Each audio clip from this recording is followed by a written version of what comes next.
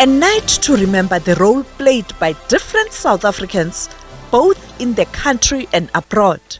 Among those, Sophia Williams-De Bruyn, who led the Women's March against the apartheid pass laws. She is the only surviving person who was part of the leadership that handed over a memorandum to the then Prime Minister, Sandton. However, she laments the current situation in South Africa. My commitment and service to the South African women and democracy earned me numerous accolades. However, as we celebrate our past, we must continuously address present challenges, economic struggles, political complexities, and persistently high unemployment and poverty rates demand our attention. Therefore, have we done enough?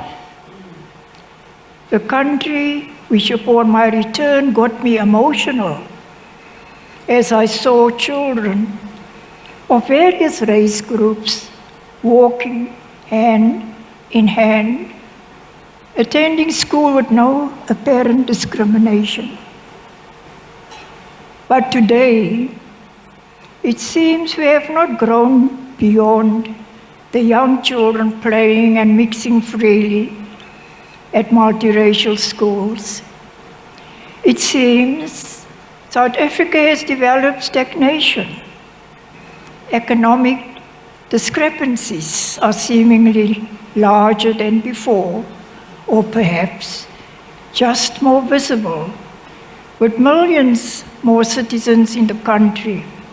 Former South African President Thabo Mbeki shared similar views and quoted a report from an international institution that looked at the current economic situation in South Africa. It says it is painfully clear that South Africa is performing poorly, exacerbating problems such as inequality and exclusion. The economy's ability to create jobs is slowing, worsening South Africa's extreme levels of unemployment and inequality. South Africans are deeply disappointed with social progress and dislike the direction where the country seems to be heading.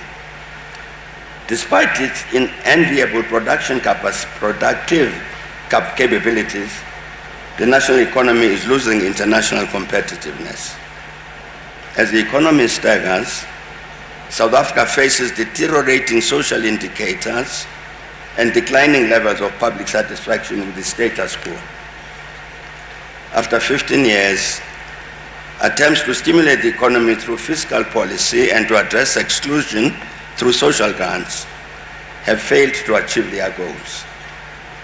Instead, they have sacrificed the country's investment grade, increasing the cost of capital to the whole country, with little social progress to show for it.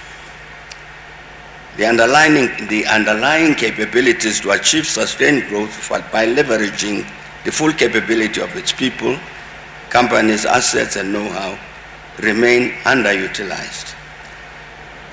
3 decades after the end of apartheid, the economy is defined by stagnation and exclusion, and current strategies are not achieving inclusion and empowerment in practice. Mbeki says something must be done.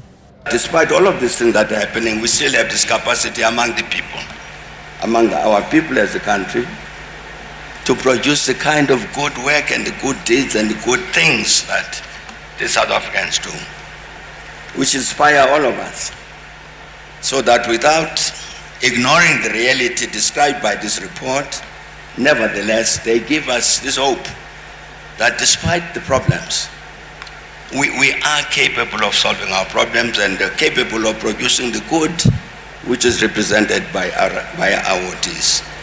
The Vice Chancellor of the University of Namibia weighed in on what needs to change on the continent. No country has ever industrialized without sufficient access to power.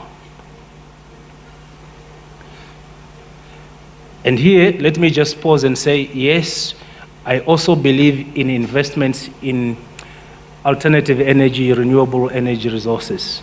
But I do not know any country that has industrialized purely on alternative energy resources. I don't think Africa should be standing only on renewables. We need to look at other forms of diversification of energy, and especially the raw materials that we have on nuclear. Uranium, it's of course expensive, it could be dangerous, but there are sufficient knowledge skills to be able to manage this. And it's carbon free.